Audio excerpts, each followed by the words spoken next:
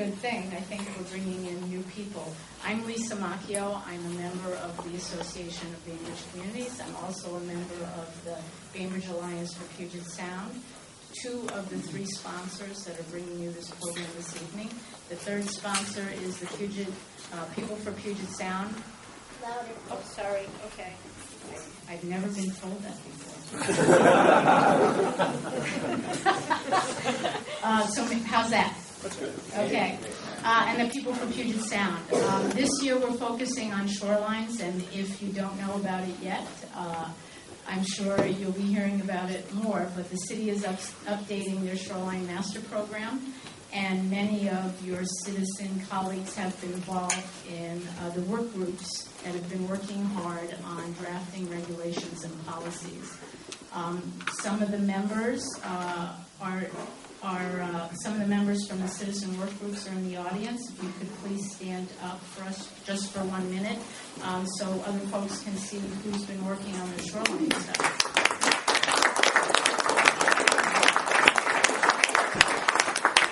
So because this is such a complex issue, we thought it would be really great to bring to the community some professionals in the field. So I'm really excited to welcome Paul Dorn, Curtis Tanna, and David Bricklin tonight, and I think we'll find the program that they have and information they could impart to us really informative as we get ourselves engaged in the update process.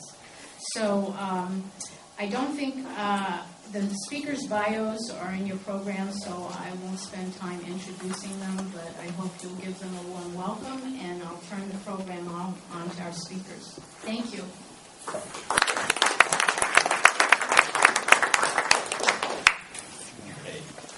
Good evening, and boy, Wayne, congratulations. That's a well-earned honor. So you've got another, 50 years to contribute to the community, I hope.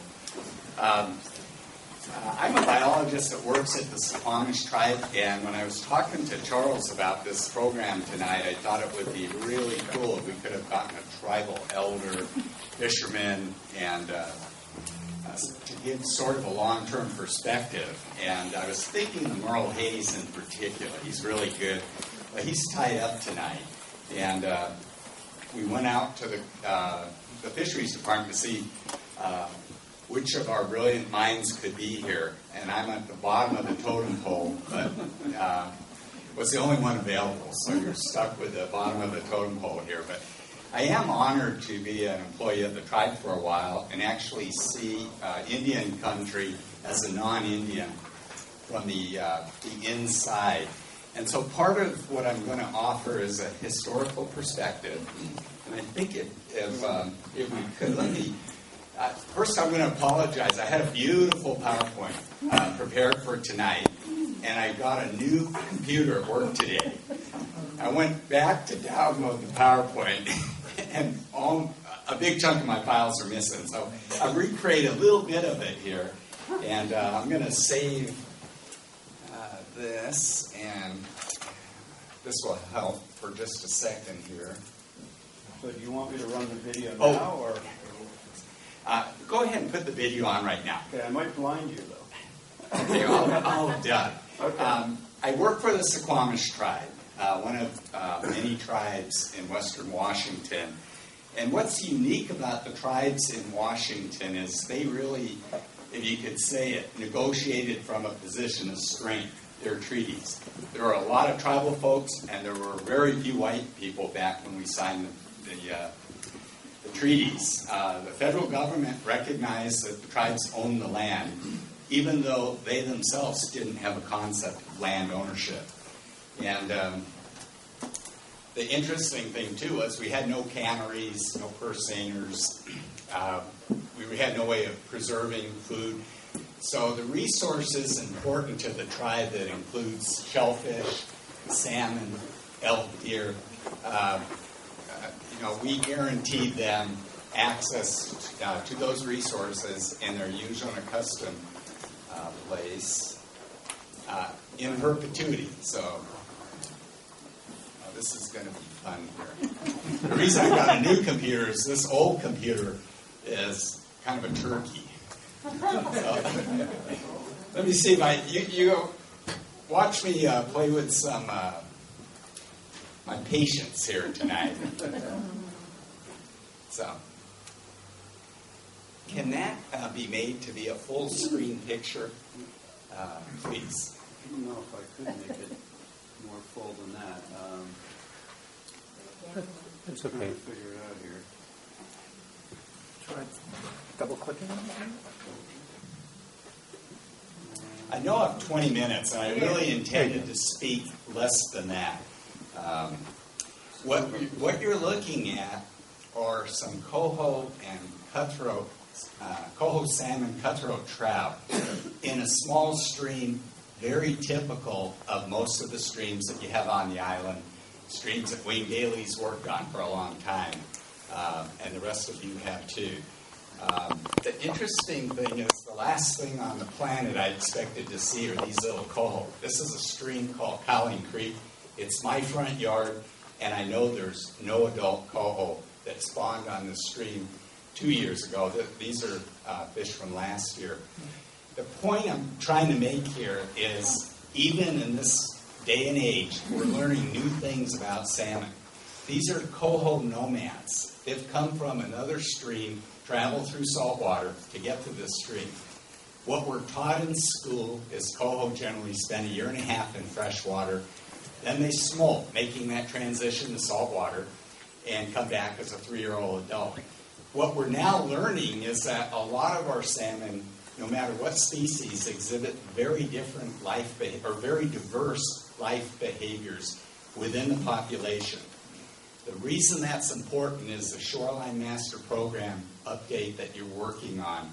One element of that is to help ensure the success of species like this. Salmon are an amazing species.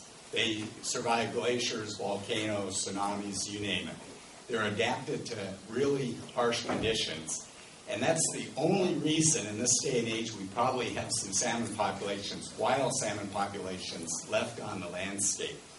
But the Shoreline Management Program updates provide an opportunity for the critical habitat, the food chain, the temperature, everything that's important to the well-being of those salmon, to thrive. And, the salmon trajectories are on a downhill slant, and that's a trajectory we're trying to change, and David and Curtis will talk about. I've just got a couple pictures in here. We'll go ahead and turn this off. But the last thing I ever expected to see was coho fry in a stream that had no spawning adults. The important thing about this is the Bainbridge Island Watersheds Council has been walking the streams for quite a while now on Bainbridge. And where we don't see adult salmon, it's always amazed me that when we go to look in the stream, we find coho fry.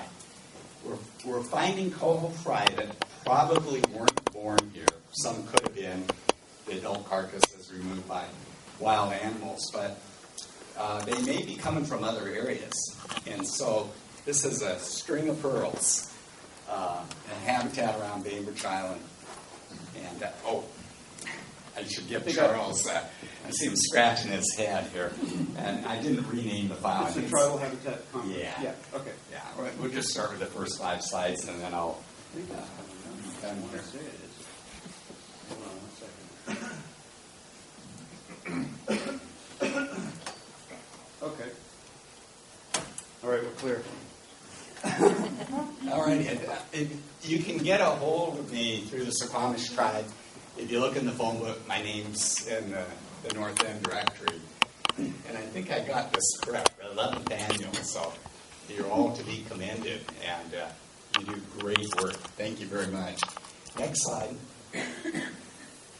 is a reminder of the fact that human beings have lived on Puget Sound for over 10,000 years.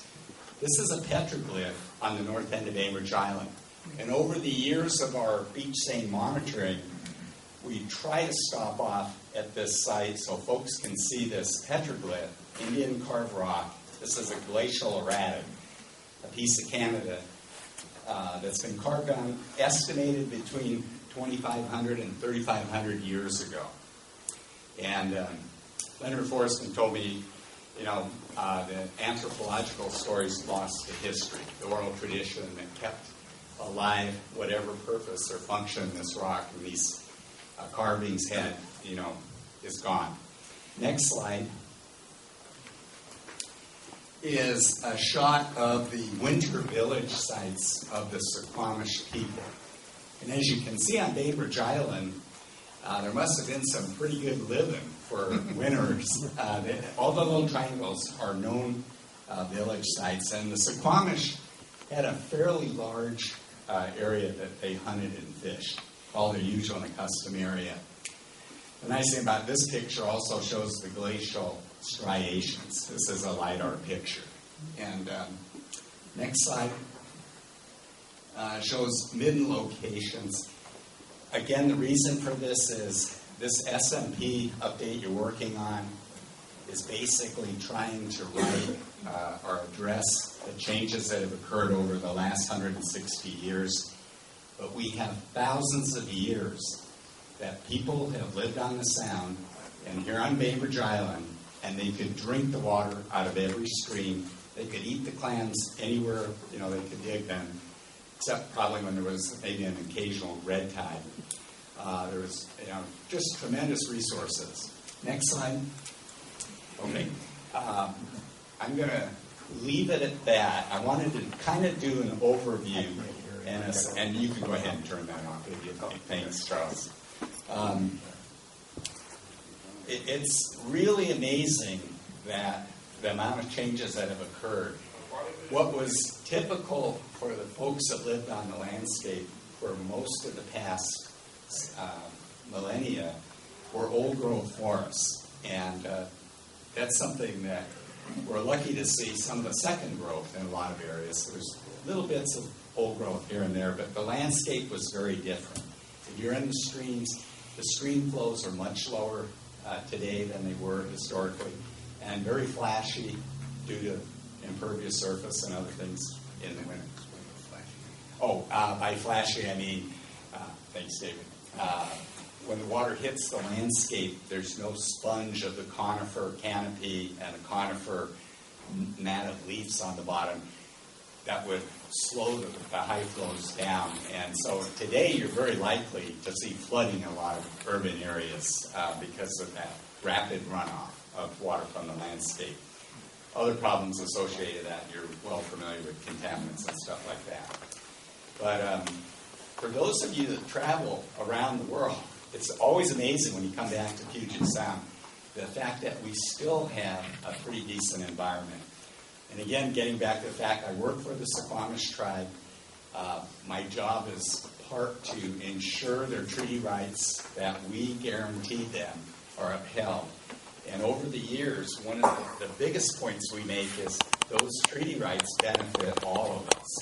The pie is split in many slices, and when we restore access to salmon or clams, crab, everybody wins. So I want to thank you on the Shoreline Master Program work that you're doing. I'm not going to go into the detail. We have a legal expert and we have a biological expert. And with that, I'm going to pass over to Curtis. So good evening. My name is Curtis Hanner. I am a biologist with the U.S. Fish and Wildlife Service. I'm a Fed. I'm proud to say that. I work on coastal wetland restoration in Puget Sound. I've been doing that for over 20 years. It's not my first trip to Bainbridge Island. I can report that back when I was still allowed to go out in public in my uniform and my boots, I was mucking around with Wayne Daly, and we were trying to figure out how to get fish underneath Baker Hill Road, and in anticipation of the successful shell estuary restoration, the Fish and Wildlife Service was helping to reestablish connection up into the watershed, which includes some beautiful forested wetlands that are important for coho rearing habitats. So I too can claim some credit of working with Wayne. It's really a privilege to work with you as a young biologist. I learned a lot working with you on that project, and I really appreciate it. I'm pleased to be here at an evening where you've been so honored. And I also want to thank Paul. What Paul has done, I think, for the evening is helped expand our awareness of the social and cultural context for your community stewardship of your shoreline resources. What I hope to do this evening is to, from the perspective of someone who thinks about all 2,500 miles of Puget Sound, start by helping you understand the larger context of the challenge to protect and restore Puget Sound, because you are an important part of that. And then to sort of move in ever closer to Bainbridge Island, first talking about South Central Puget Sound subbasin, and then eventually a few places on Puget Sound. As I mentioned, I'm a U.S. Fish and Wildlife Service biologist. I have been, for the last 6 years, managing a program called the Puget Sound Nearshore Ecosystem Restoration Project, or PSNRP for short. It's worth snickering at. Go ahead. Somebody said PSNRP sounds like a bad beer, a bad German lager. Could be true. And PSNRP is a partnership primarily between the U.S. Army Corps of Engineers and the Washington Department of Fish and Wildlife, where I'm currently on assignment to help co-manage this project. And PSNRP is looking at all 2,500 miles of the Puget Sound shoreline, trying to understand how Puget Sound has changed over the past 150 years since the Europeans that signed a treaty with the people that Paul works for, how we have changed the landscape over that period of time, and using that information to help us understand sort of the magnitude of the problem, where specifically things have changed, where specifically we've seen impacts to beaches, coastal embayments, salt marsh wetlands, so that we can inform a strategic approach to restoration. Where would be the best places to invest limited public resources in protecting and restoring Puget Sound? That's the challenge that we have in our program.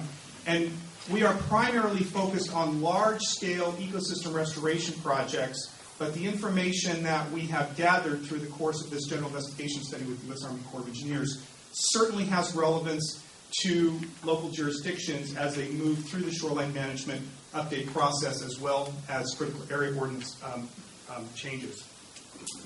I'll also say, I'm sure many of you, if not all of you, are aware of the Puget Sound Partnership and their charge to protect and restore the health of Puget Sound by 2020, their development of an action agenda that points to specific things that need to be done to protect and restore the health of Puget Sound. Local shoreline protection is an important part of the Puget Sound Partnership's plans. And PSNRP is part of the Puget Sound Partnership. We enjoy a relationship of mutual support for them, helping them understand where nearshore protection and restoration priorities should be made. And we're actively working with the partnership on their update of the action agenda. There are workshops around Puget Sound where the public will have an opportunity to interact with Puget Sound Partnership and provide your input as they craft a plan for that piece. So, sort of the larger political context for this work this evening. In fact, one just happened tonight. Where was that? In Paulsbo. In Paulsbo. Okay, good. So with that, let's get started. First, let's just be clear about where we're talking about. So when I say nearshore, you understand what I'm talking about. We could have a conversation about how this maps with or does not map with your understanding of the nearshore. But just to be clear about what I mean when I use the term nearshore, we talk about the nearshore extending from the top of this bluff, which is putting trees and sand and leaves and bugs on this beach. It is providing energy and material to literally fuel that beach. So we would extend this definition up to the high and dry top of that bluff, because that's where the stuff that makes that beach work comes from. Obviously, if we were down here walking on this typical stretch of Puget Sound Beach, we would all agree we were near the shore. We were in the near shore. So the beach is an obvious component of that. We would also extend that definition out to capture this eelgrass bed, or this kelp bed, this patch of eelgrass here as well, because that too is providing energy and material that literally fuels that beach. So our definition of the nearshore would include this tire range from the photic zone, the depth at which light penetrates the waters of Puget Sound and allows large plants to grow, up through the intertidal and up to the top of this bluff, because that's what makes this system work. And through our analysis, we are trying to take an ecosystem perspective and understand how this system works. Similarly, in this small coastal stream, there's Paul's house right there. In this small coastal stream full of coho salmon, we would extend that definition up to the head of tide, to wherever it is that the tide peters out, if you will, in that small coastal stream. Because again, the tide is exchanging energy and material through that interface between land and water. We would also take it out to this delta where the sediments from this watershed are being deposited. And we would take a sort of functional definition in understanding what the nearshore was. You notice that it doesn't say things like 200 feet or 10 meters. It's a functional definition. So all those things add up across the 2,500 miles of the Puget Sound shoreline to a very rich and diverse and complex place that was carved by the glaciers that Paul spoke of. When those glaciers left, they left not only big rocks from Canada, but more frequently they left huge piles of sand and gravel that they pushed down here like bulldozers. And these bluffs are the stuff that our beaches are made from. They're slowly eroded. That sand falls on the beach. The gravel falls on the beach. The logs fall on the beach. That's what builds our beaches up over time. So we are blessed by the glacial legacy that carved the landscape and left the material behind to sustain our beaches so that we can enjoy them. Coastal embayments, small things that some fish biologists call pocket estuaries, are those pearls that Paul spoke of, the little patches of salt marsh and riparian vegetation that punctuate the crenulated shoreline of Puget Sound. And of course, the big stars are our major river deltas that once provided thousands and thousands of acres of salt marsh habitat, and were really the stuff that fueled some of our major salmon runs in places like Suquamish and Puget, which used to be important large river delta estuaries, which have been nearly lost at this point. So ecosystems, ecologists think of both the habitat and the biological resources working together as part of an ecosystem. So when I say ecosystem, I'm talking about not just physical habitat, but I'm also talking about the fish and wildlife and plants that make that system work. So we understand from science that Puget Sound nearshore ecosystems are very important and unique. They are a critical zone of transition. The fancy word for that is an ecotone. They are a boundary between the terrestrial and the freshwater and the marine environments. They are the interface across which material, plants, animals, energy flows back and forth to sustain both the terrestrial systems where we live and the marine systems where those fish that Paul likes so much live as well. And most importantly, these habitats, these ecosystems are created and sustained by physical processes. Mother Nature has a whole series of things that she does that build and sustain these habitats over time. Wave-driven bluff erosion. Waves erode bluffs. They deposit sands on the beach. Longshore currents move that sand and gravel along the beach like a conveyor belt. And that's how our beaches are sustained, by physical processes, by waves interacting with glacial material that then sustains those habitats that we care about. All of those processes then work together to create this complex mosaic of fish and wildlife and plants and stuff that we care so much about. That's why we live in Puget Sound. That's why we love it. That's why we care about these issues. That's why we bought waterfront property or have a boat. These things are necessary to support those things, and we people depend on the health of Puget Sound, both for our physical health as well as our emotional and spiritual well-being, I would argue. The other thing I would add is that naturally functioning ecosystems, when all of these processes are in place, these ecosystems are naturally resilient to changing sea levels. Newsflash, big secret. Puget Sound sea level has been rising for the last 10,000 years. Since the glaciers retreated, the sea level has been coming up as that glacial ice melted in the poles around the world. Sea level has come up many hundreds of feet. And the reason that we're not all underwater and the reason that we have beaches is because as the sea level has risen, the waves have eroded beach gravel material and allowed those beaches to be resilient to changing sea levels. Naturally functioning beaches are resilient to changes in sea level change. Now, we could speed up the rate at which sea level rises so fast that we could get ahead of Mother Nature, but the truth of the matter is that we can, in fact, have functioning beaches and sea level rise when those systems all work together. Another thing that I want to talk about is our science team's understanding of the important relationship between nearshore process, structure, and function. And we've organized our understanding of these systems in what we call conceptual models. And a good example is the role of Puget Sound beaches for sustaining fish that spawn on those beaches, like Pacific sand lance and surf smelt. And so in this conceptual model, we understand that there are processes, physical processes like wave energy that delivers and transports sediment. There's structure, which some of us might call habitat. It's the profile of the beach, the angle of repose, if you will. If the beach is steeper, there is less physical habitat upon which to spawn. If the beach has a more natural slope to it, there is more intertidal space. Sediment grain size is important. If you're a small fish, you can't move a big rock with your tail. And beach temperature is also important. The temperature of beaches where fish deposit their eggs is no less important than in the stream in front of Paul's house. Fish eggs are sensitive to heat and desiccation, and if we don't have trees and vegetation and groundwater moving through the beach, then we have the same problem we have in streams where we've stripped off all the vegetation and lowered the water levels. Fish are fish. They need water. And then finally, the function that we care about, forage fish spawning and production. This little figure 8 on the beach here is a place where a biologist has marked the boundaries of a place where in the last high tide, surf smelt came in and deposited eggs. And so we've done that in a lot of places around Puget Sound. We know where these fish spawn.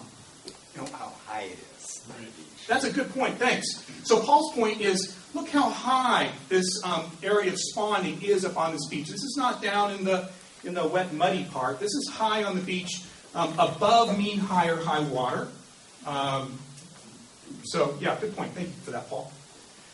So I'll probably move along here through some of this background material, but I wanted to help you understand, some of the science that we've been organizing and our understanding between the importance of processes that give us habitat, which then give us the functions, fish, birds, plants that we care so much about.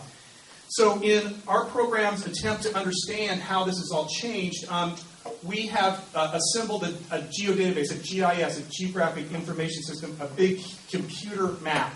We've gone back and looked at hand-drawn maps from the 1850s. We've digitized those. We've brought those into our computers. We've overlaid those with modern maps of the Puget Sound shoreline.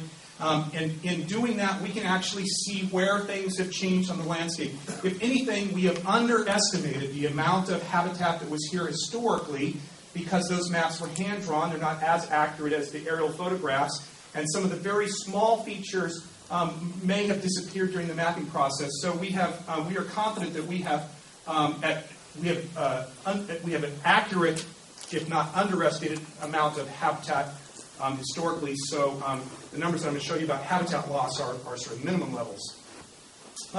We've also brought into that geographic information system information on some of the stressors that we know that interrupt those processes, things like bulkheads, overwater structures, railroads, docks. We've added those to our map as well, so we now know the relationship between where things disappeared and some of the causal factors for their disappearance. We've also brought in land use and land cover information into our geographic information system, so every piece of beach in Puget Sound in our GIS knows what it is now, what it used to be, what kinds of stuff it's got along its shoreline, and what the condition of its watershed is. All 2,500 miles of our GIS, every piece of beach in Puget Sound knows that about itself, if you will. So fast forward through 5 years of data management and scientific analysis to the punchline. I've left out 50 or 100 slides for your benefit this evening. To the punchline. These are the problems that we can say with scientific certainty about Puget Sound. I'm not going to read all of this stuff to you because you can read faster than I can talk, which is pretty fast. But we definitely understand that barriers in the large river deltas in Puget Sound restrict the movement of fresh water and tides. We have lost habitat in Puget Sound by the diking of our large river deltas for the purposes of agricultural reclamation. near the turn of the century. We understand that many of the small coastal inlets and embayments, pocket estuaries, the pearls that Paul Dorn spoke of earlier, have been blocked off or filled in. Nearly 300 small coastal embayments across Puget Sound have been completely lost, gone. We understand that armoring along beaches and bluffs prevents sand and gravel from replenishing beaches and intertidal barriers. I know there's a lot of question in this community about shoreline armoring. I can say with confidence that structures that are engineered to prevent erosion do in fact prevent erosion. When you prevent erosion, you eliminate the source of sediment to Puget Sound beaches. Nearshore wetlands have been eliminated throughout Puget Sound. You've heard that statistic before. One of the interesting things is that there are pieces of the ecosystem that we have completely forgotten about because they're not even on the landscape anymore. We used to have tidal swamps here, freshwater swamps with huge Sitka spruce trees, nearly gone all throughout Puget Sound. There's very little of that left. Modern people never saw that. People that Paul works for can remember those places. But the large forested swamps that used to be at the upper ends of our estuary were quickly logged off and reclaimed for agricultural development. The shoreline is shorter, simpler, and more artificial. Puget Sound shoreline is 15% shorter now than it was historically. 15% of the shoreline has been straightened. All the little squigglies are gone. And when you take out all the squigglies and you replace them with straight lines, you lose shoreline length. All those 300 coastal embayments that I said that are gone, that's where they went. They turned into artificial habitat, or they were just completely filled in. We've lost 1,000 kilometers, nearly 600 miles of natural shoreline, and we've replaced that with 369 miles of artificial shoreline. We've traded the cow for a handful of magic beans. Many places are affected by multiple changes. In common parlance, this is the problem of cumulative impacts, if you will. When we look at Puget Sound as a whole, we detect that only 7% of the shoreline segments of the drift cells in Puget Sound have not been altered at all. But that 80% of the shoreline segments in Puget Sound have multiple stressors, multiple cumulative effects. There's very little of Puget Sound that has not felt the hand of human development over the past 150 years. Many of those places have felt that multiple times. So in conducting our study, we've been trying to ask ourselves, what action should we take and where? Again, just to fast forward through about 5 years of work, the first thing that we've done, which I talked a lot about, was to try to understand where specifically has the nearshore changed, where have coastal embayments, pocket estuaries, salt marshes, beaches gone away? Where are those changes the worst and why? We've also developed a toolkit, management measures for protecting and restoring Puget Sound. We've related the things that we can do, removing shoreline armoring, protecting riparian areas, and labeled those as management measures. We've related them to the kinds of processes that they can potentially restore. We've also done some analysis looking at future growth and development and projecting how the many millions of people that will be moving to the Puget Sound, how they might play themselves out across the landscape and what the likely impacts on land use and land cover are in those watersheds. It's only the beaches know a lot about their land use and land cover, and we've been able to model those changes over time. We've developed a literature based on science. We've gone back to the restoration ecology, conservation biology, landscape ecology literature. We've derived a series of conservation and restoration principles based on that peer-reviewed literature, the kinds of stuff that if any of you took a class in ecology, we went back and dug all that stuff up and boiled it down to restoration principles that are applicable to Puget Sound. And we've used that to try to help us understand where we should be taking action. Some of the things we've been able to do, this map of the whole Puget Sound shows total shoreline degradation in shades of red, meaning relatively the highest level of overall degradation, grading down to green. The color's not great, but I think you get the picture. Probably tracks with your general understanding of what Puget Sound looks like. Very, very red from this place down here up through this place. A lot of green up in this place up here. The place we are tonight is kind of a mixture. There's some light green places here, some places that are kind of in the moderate zone, and you've got some red as well. I'll zoom in on this slide in a little bit. So Could I jump in for just a second? Of course you can, Paul. A couple of the slides that I lost tonight showed the origin of Chinook from other parts of Puget Sound. And like Curtis has just shown, all along the eastern side of Puget Sound, the habitat is greatly altered as compared to the west side. And in fact, during our Bainbridge Island beach seining and North Kitsap beach seining along in here, we've documented tremendous use by both hatchery and wild salmonids and forage fish of those migrating fish out of here. So the point I'm trying to make is we don't want to get red lines on both sides of the sound. So thank you for allowing me to use your slide. Absolutely. It's not a race to the bottom, right? If you like it over there, you could live over there. That's right. Go to Burien. So we've been able to then take all that red and green and yellow, and you can imagine there's a degradation gradient, if you will, that goes from the highly urbanized areas that I'm sure you can imagine to those very special places that you've also visited, probably in your neighborhood. We've arranged those on a gradient, and we've developed specific prescriptions for different individual pieces of shoreline across Puget Sound. And we're basically saying there are places where the degradation is really so high that your best chance for protecting and restoring the health of Puget Sound is to do some enhancement work, figure out if there's some small feature there that is important to you, and focus on that.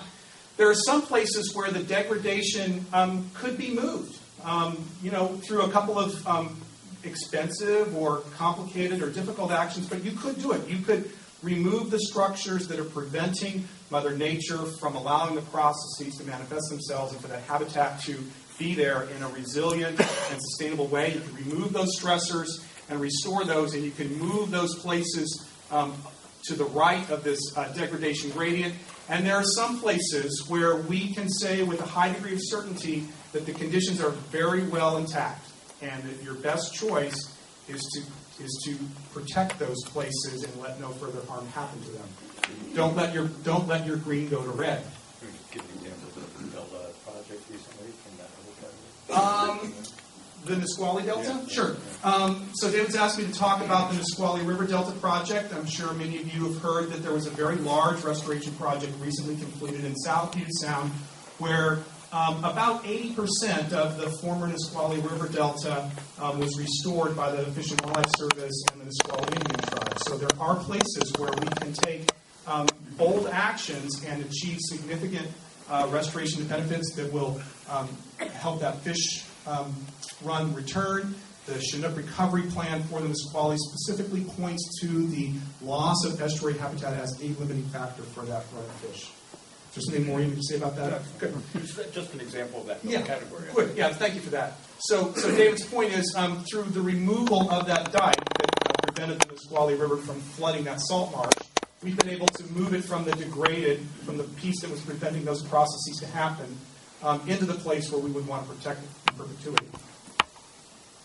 So trying to move quickly here, in addition to helping us understand where we should be allocating our restoration resources, we also understand through our conversations with Washington Department of Ecology staff that are actively involved in providing technical assistance to local jurisdictions for shoreline management program updates.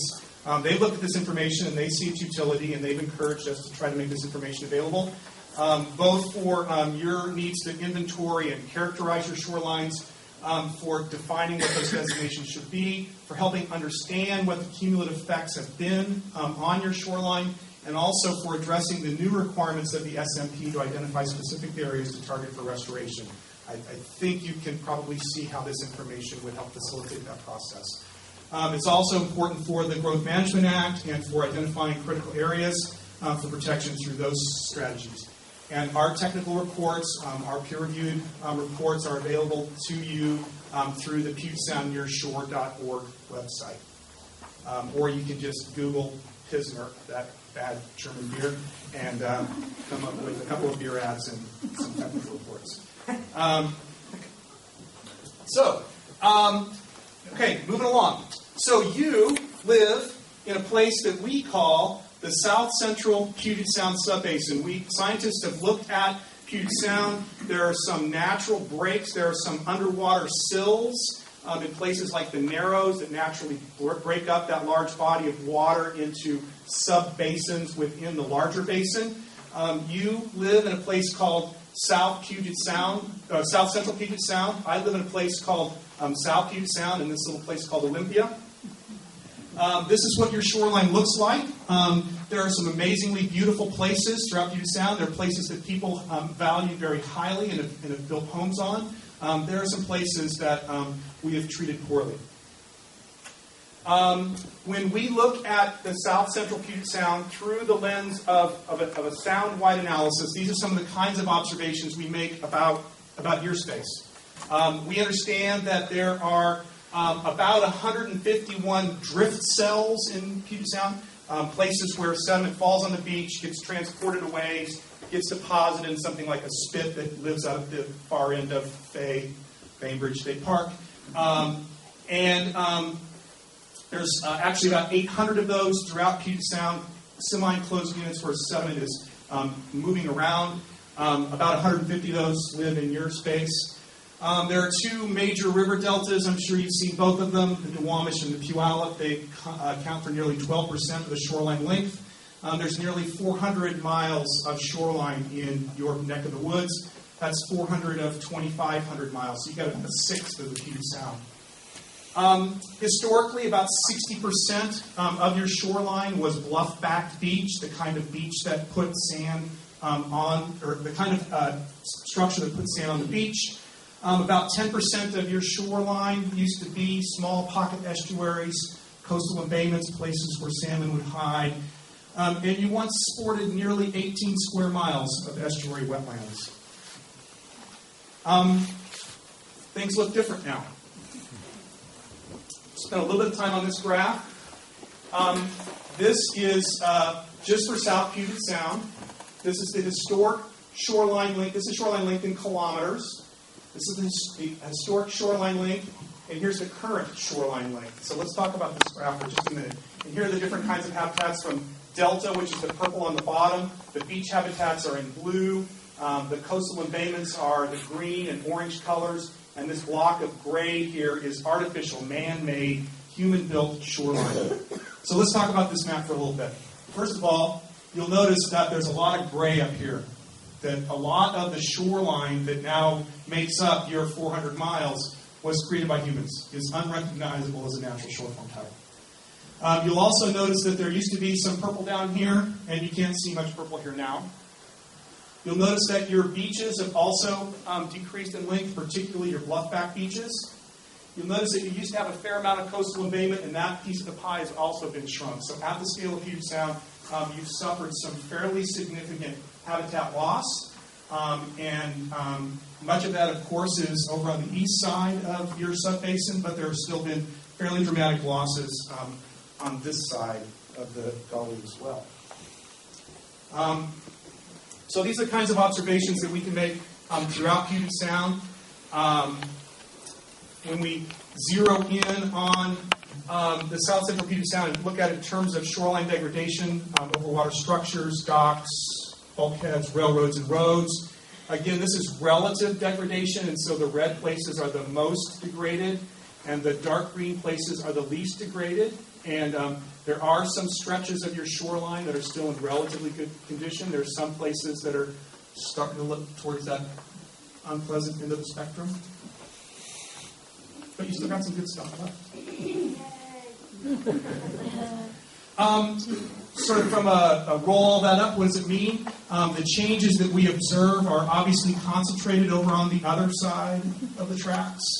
That there's been an incredible loss of habitat in the stretch from Tacoma to Seattle to Everett. You knew that. There are some places on this side as well, Liberty Bay, the south and east sides of Bainbridge Island, Gig Harbor, Sinclair Inlet, and Port Orchard have also seen significant shoreline alteration. And there's been a greater loss of barrier beach in this part of Puget Sound than any place else. So I asked one of my colleagues, a guy named Paul Cherubino, who works for NOAA, who is using this information to create those green, yellow, blue, protect, restore, enhance maps, about what his analysis of those data look like specific to Bainbridge Island. So this is hot off the press. Paul tells us that there used to be about 20 stretches of drift cells, 20 drift cells around Bainbridge Island. That these are relative to other drift cells in Puget Sound. Some of them are pretty big. They're in the 9 of 20 of those are in the pretty good-sized category. Relatively high levels of degradation. This is on a scale of 0 to 100. 82 seems pretty close to 100 to me. When we project future population growth throughout Puget Sound, we predict that a lot of it's going to land in your jurisdiction. And to be honest with you, restoration of nearshore processes will be difficult in this environment and will require careful accounting of existing sediment supply. What that means is at some point your ability to maintain your beaches will be limited by your ability of bluffs to deliver sand to your beaches. So if you like your beaches, protect your bluffs. There are some places with relatively high potential where eroding bluffs still exist. There are other places, that's the dark green here. This is, you can't quite tell from this picture, but that's supposed to be a pale green. There's some potential restoration, but as you well know, that's another side of heavy armoring. When we look at coastal embayments, we discovered that 10 of the 300 missing embayments throughout Puget Sound are in your backyard. We found 10 of them here. Looking for the other 290. 2 drift cells once had barrier systems, and now then they have regional significance. There's 2 down here at Point White North, underneath Crystal Springs Drive. There's a couple of small lagoons that are gone. And there was a fairly substantial coastal inlet up here south of the spit at Bay Bainbridge. There was a large back lagoon area up here that's now largely on state park property parking lot. You have at least one potential gem that you should be well aware of. At the scale of Puget Sound, Fletcher Bay stands out as a relatively intact system. This is dark blue here. That's Paul's secret code for special. So be aware that at the scale of Puget Sound, you do have some resources that stand out at that scale. This is the kind of maps that we looked at. This is that historic map. These are hand-drawn maps from the 1850s that we were able to digitize and bring in. You recognize this feature here. This is the spit at Bay Bainbridge. Point Monroe, sorry. Bay Bainbridge is here. And this feature here is a large lagoon, about 3,000 meters of lagoon back behind another spit that used to be here. So there was another spit here, and there was a large coastal lagoon back in there. That was once the largest embayment on Bainbridge Island. That's what it looks like now. So I'll stop there with that beautiful picture from Fletcher Bay looking out to the west. Fletcher Bay has a high potential for substantial restoration, and I'll just conclude with these obvious thoughts. Despite somewhat higher than average impacts to nearshore ecosystems relative to other places in Puget Sound, Bainbridge Island continues to have important opportunities to protect and restore the health of Puget Sound. And my advice would be to hold on to what you have and work to restore those areas where you have the potential for significant gains.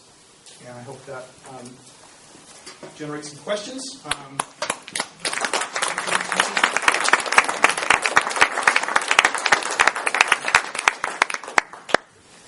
Actually, maybe we'll just take a couple of questions from the floor here. Any questions? I'll put it on mute.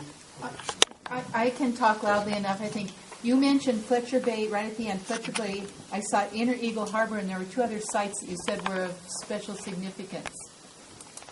Can everybody hear the question back there? So when Paul looks at inlets in Bainbridge Island, Fletcher Bay, Island Center, Hidden Harbor, Inner Eagle, but he does observe that Eagle and Hidden Cove have substantial impacts from overwater structures. And, you know, I believe if anyone's from the city here, I think Fletcher Bay has a moratorium, or you're no longer allowed to do more docks. So I think the island actually got ahead of here. So. See, are there other questions back?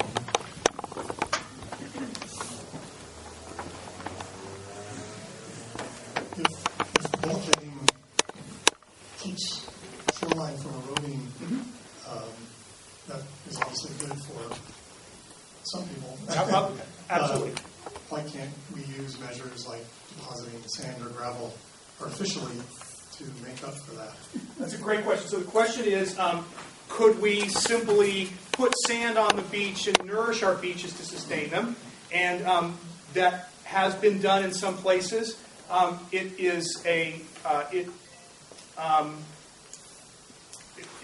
ensures that you're going to be back there time and time again.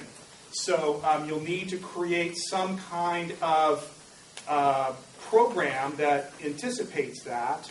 Otherwise, the benefits that you're trying to achieve will literally wash away. The program that I'm working on is really looking for places where the processes themselves can be restored for a couple of reasons. One is that's the best investment for the public to make.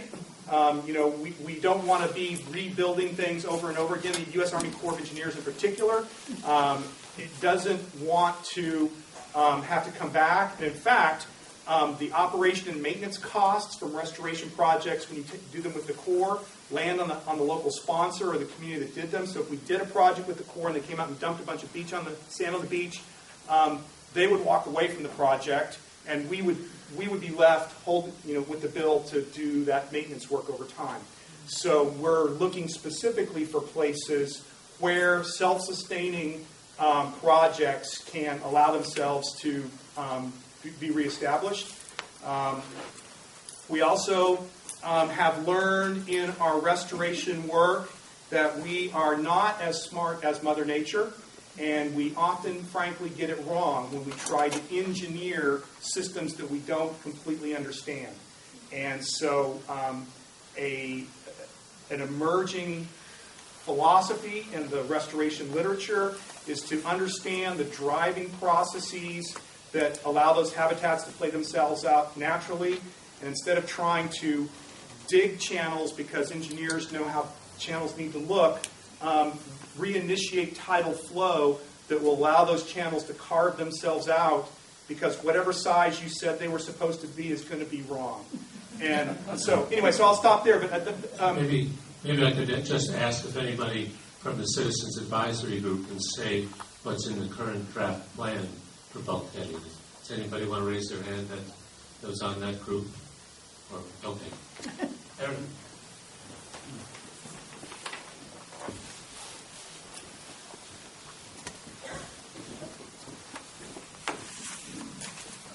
There are a few things in the Shoreline Master Plan update that I think help all of us understand and make decisions in a way that I think will help what we've heard about tonight, and sort of essentially make it clearer and easier, as opposed to making it more difficult. Mm-hmm. One example of that, and was largely initiated by the Shoreline homeowners who were represented on the Shoreline Modifications work group, was the idea that there is a sequence or a series of steps that can be initiated to protect a shoreline. And they could be anything from just natural. Mm-hmm. So whatever beach fodder is there coming down from the bluffs, or conversely coming up from the intertidal and subtidal zones, all the way through essentially progressively more intervention. Mm-hmm. But the notion that there is a sequence or a way to go through it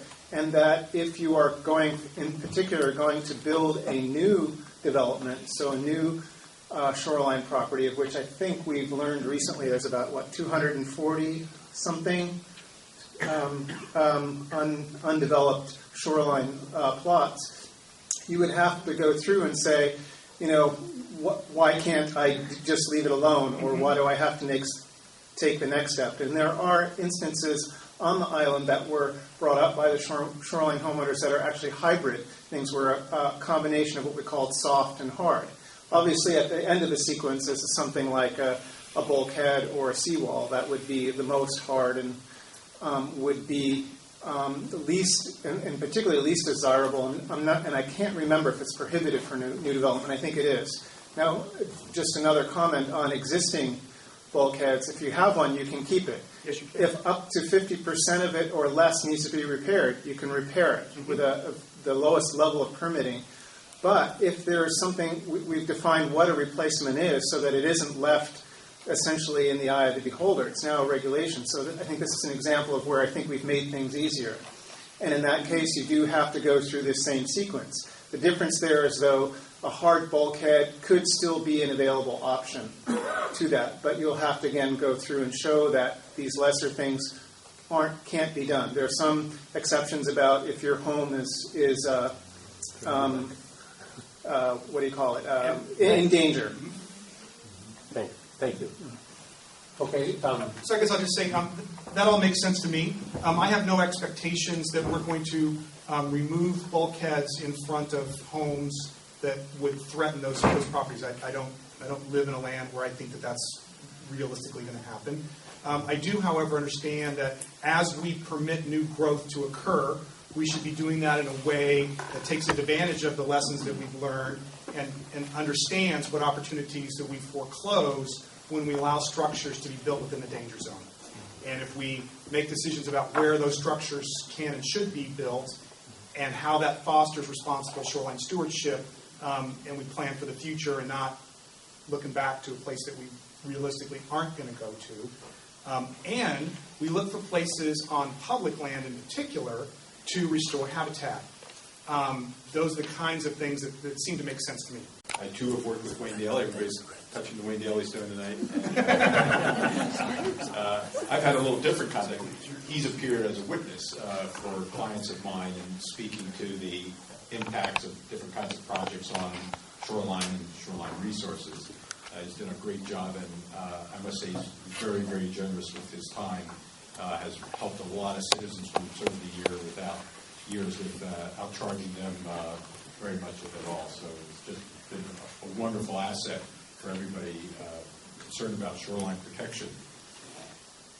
I think I'm charged with providing a little bit of the legal background, and I will try to do so in a way that is helpful to your understanding of the process that the city council is and the city government's is in the middle of going through, so you can kind of put that in some context. I'm going to go back to 1971, when in an era when a lot of the terrible things that were happening that you just saw referenced in those slides, that's when a lot of those things were happening. Back in the 1950s and 60s, a lot of destruction of shorelines going on.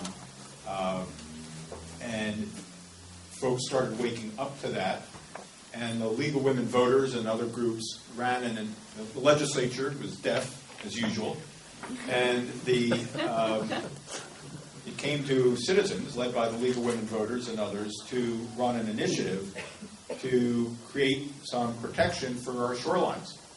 And if you think they're in bad shape now, you can imagine what they would have been like if that initiative hadn't been successful 40 years ago. The initiative basically required counties and cities throughout the state to adopt special regulations, sort of like zoning regulations, for the shorelines. Counties and cities aren't required, in that era, counties and cities weren't required to have zoning. And the state didn't go so far as to say you have to have zoning for every place in your county or city. But they said the shorelines are special, and every county and city must adopt zoning-like regulations to protect those shorelines.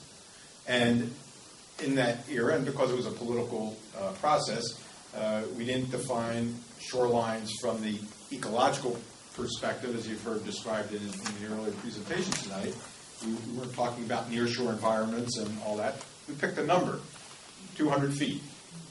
And so the initiative was on the ballot and provided that counties and cities had to adopt regulations to protect 200 feet landward from the high water mark. And that's the shoreline that is subject to those regulations. And the way the program works is, because we were a state that said, we want these sorts of regulations to be developed at the local level, but on the other hand, we kind of didn't like what the locals have been doing in the 10 and 20 years leading up to 1971. So we created a hybrid system. We said, okay, we're going to have the counties and cities adopt these new plans, but first we're going to have the State Department of Ecology develop some guidelines, and then we'll give hand the baton to the counties and cities, have them develop plans for their community. Then those plans are going to get shipped back to the State Department of Ecology. That's like the teacher, hand in your test at the end, and the State Department of Ecology is going to review them and make sure that they're okay. And so it's a hybrid system with some state involvement, some local involvement. Most counties and cities adopted those master programs back in the early 70s. In the following 35, 40 years, very little change was made in those programs. The science has advanced considerably. We know a whole lot more now today than we did in 1970 about how all these shoreline processes work, about how much degradation has gone on, about how things have seemed, most people, what's the matter with a bulkhead? I grew up, what's the matter with a bulkhead? Protects property. We didn't understand what's the matter with putting a dock over the water.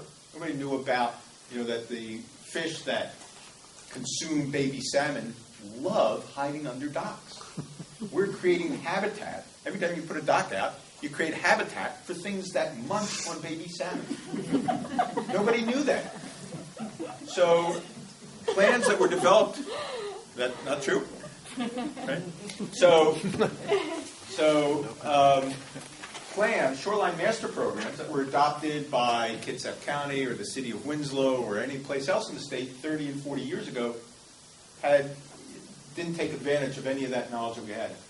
And there was no requirement in the law that these plans be updated. And the environmental community was going crazy as more and more of this science came out, and we recognized how antiquated these plans were. And finally, a few years ago, the legislature responded, so they're not deaf all the time, and passed a requirement that counties and cities must finally update their master programs. And they put all the different jurisdictions in the state on a schedule, and our ticket is up here on Bainbridge Island, and it's time for us to update our master program. And so that's the process that the city's involved in right now.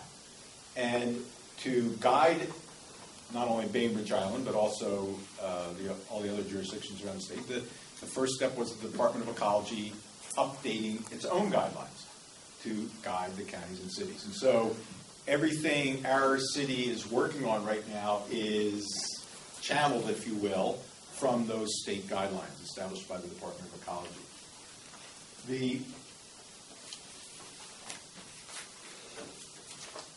Make sure I don't forget anything.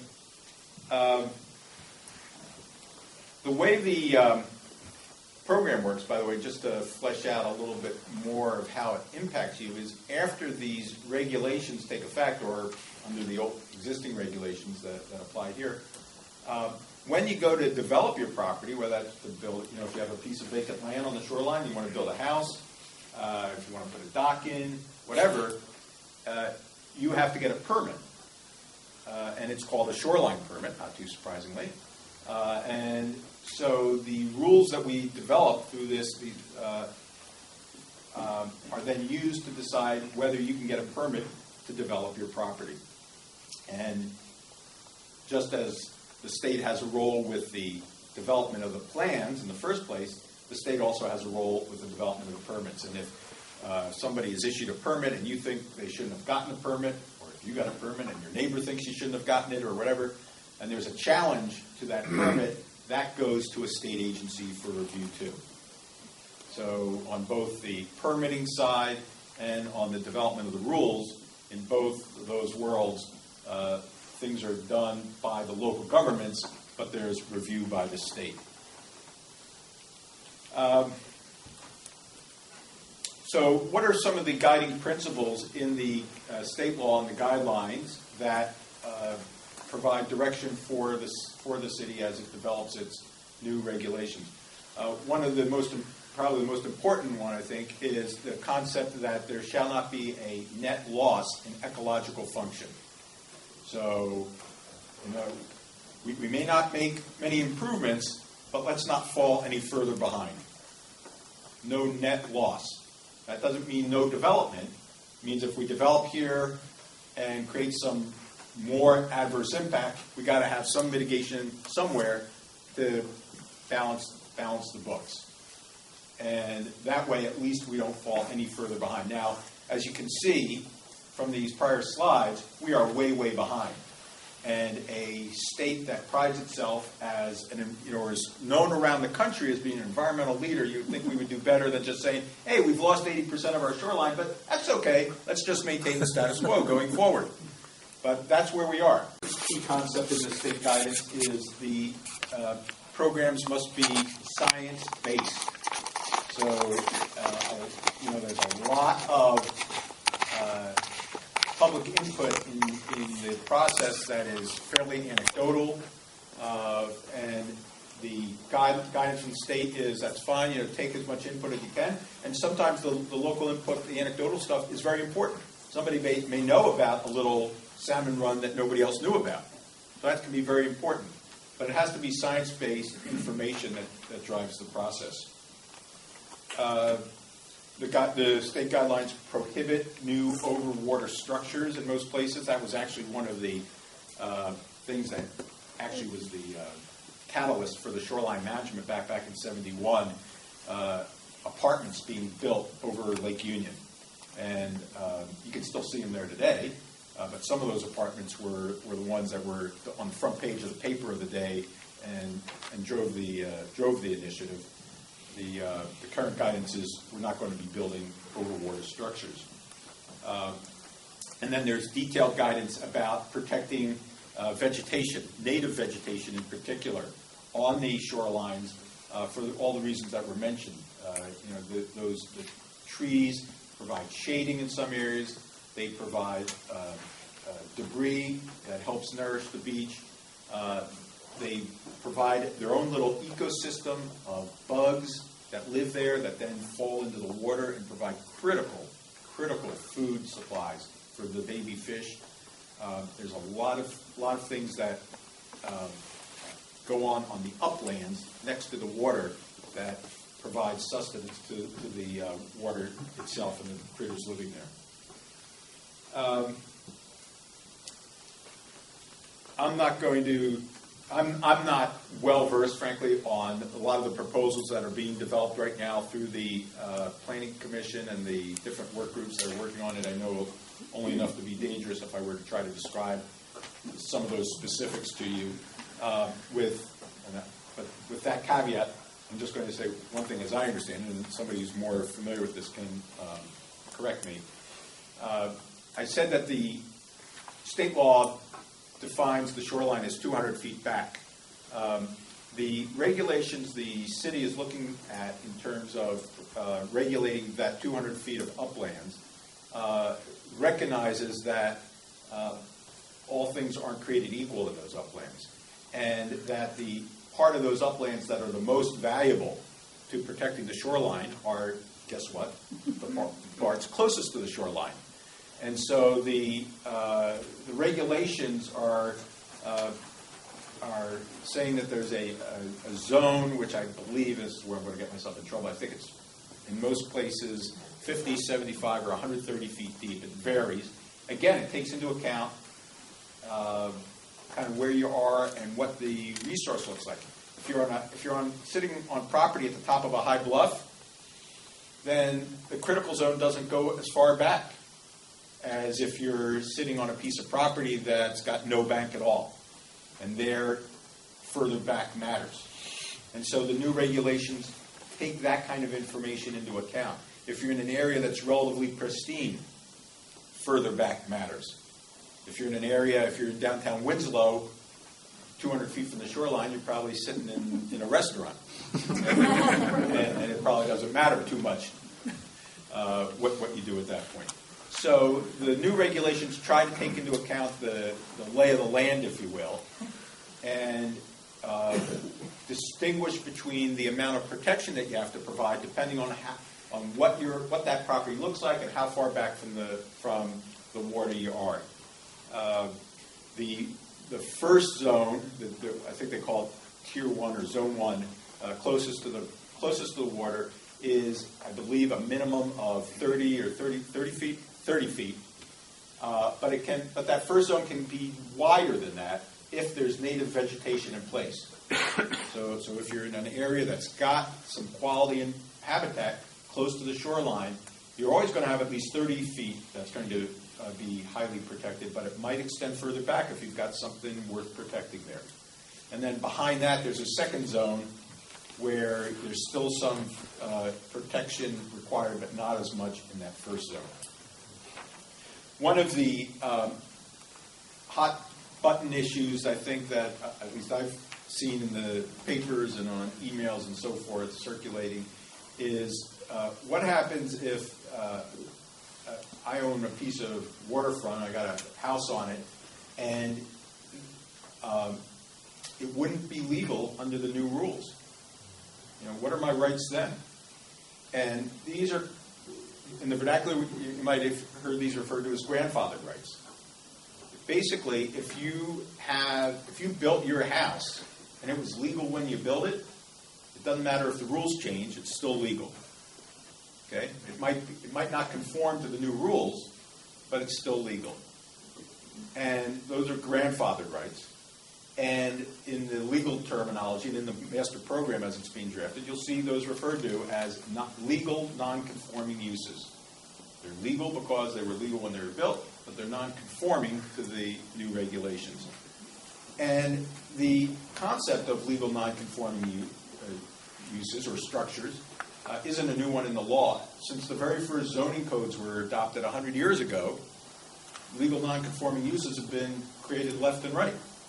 I mean, before the first zoning code was adopted, there were all sorts of structures that didn't have side yards, front yards, they were too tall, whatever, or you had concrete plants in the middle of residential neighborhoods.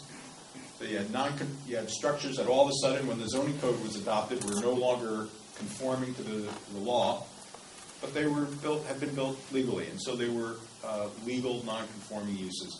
And the law has always looked on these things as legal. They can be maintained. If they are burned down or some other natural catastrophe, you can rebuild them. The law has always said, over time we'd like to phase these out. If you own a 100-foot tall building in a residential zone, yeah, we're going to let you keep it, but over time we're hoping we can figure out a way to make this go away. If you own a concrete plant in the middle of a residential area, yeah, you're legal, but we hope over time we can figure out how to make that go away. And that has been the... That's what people are worried about. Huh?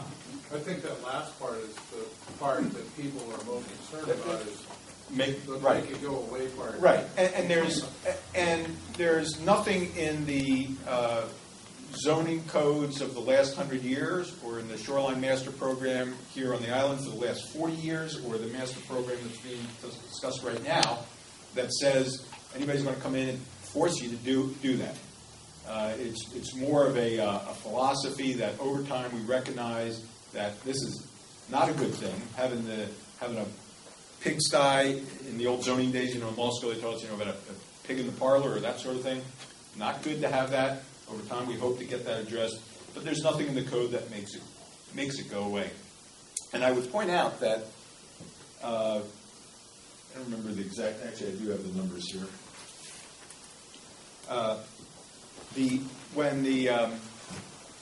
When the city went island-wide back in the 90s, it actually then adopted its own Shoreline Master Program. So unlike most jurisdictions, which have a master program that's 35 or so years old, ours is about 15 years old. So we're actually in better shape than most places.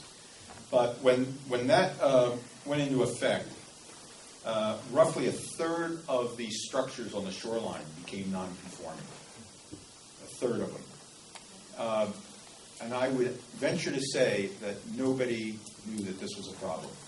And has anybody heard in the last 15 years about a big problem with non-conforming structures in the shorelines? I don't think so.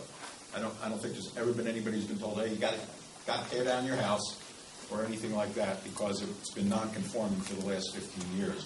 Or if somebody had a fire that they couldn't rebuild. In fact, the rules that have been in effect about non-conforming structures allow you not only do they allow you to rebuild if you lose your house through some calamity, they allow you to intentionally tear down your house and rebuild it exactly where it is, and you can actually make it bigger under the existing rules. So as long as you stay in the same footprint, if you have a little one-story cottage, under the existing rules, you can turn it into a three-story, triple this volume house. Now, under the new proposed, I'll take questions. Under the new proposed rules, there'd be a little tightening up of that. And if you voluntarily tore down your house and you want to remodel it, you can do so in the footprint, but you can't go up. You can't increase the bulk of it. And this, I should say, this is if you're a non-conforming use. So if you are in that protected zone closest to the water, you can, actually let me correct myself there, because it's not that way. If you lose your house through a calamity, you can build in the same footprint. If you do it voluntarily, you have to make some adjustments. And you're still allowed to invade that protected strip close to the shoreline, but you have to move 50% of the footprint out of the shoreline if you can do it on your property. Now, if you've got a short lot and you can't do that, then that's fine. Then you could rebuild right in the same footprint. But if you have a lot that's deep and somebody 50 years ago built what we would today say is too close to the water, and you're going to remodel, you're going to tear down your house and start all over, you can still build where you're not allowed to today in that protected zone, but you have to move 50% of it out. So there's got to be some pushback. And so that's one difference in the way non-conforming uses would be dealt with under the new law. My understanding is that the actual number of lots that would become non-conforming uses under what's being looked at right now is about half of what's already non-conforming under the existing rules. So I think the numbers are something like this: 1,500 waterfront lots in the city. About a third of them are already non-conforming. Another sixth of them would become non-conforming under these rules. Recognize that a lot of those lots may be already, or structures may be non-conforming under some other provision of law already. These are generally older structures. They've clearly been built, almost certainly been built more than 50 years ago. They may be out of code compliance for energy code reasons, building code reasons, zoning code reasons. I mean, they may already be non-conforming for a variety of reasons. They will now would be non-conforming under the shoreline rules too. So, one last thing I wanted to mention, a very large part of the problems we see with the shoreline environment around Puget Sound deals with stormwater runoff. It's one of the hidden, pernicious, toxic effects on the waters. We don't think about it at all, but all that water running off of roads and parking lots, carrying with it sediment and toxic materials and the debris from your tires and everything else, antifreeze, it all ends up in Puget Sound. And there's been a slow awakening of first the scientific community and then the body politic to this problem.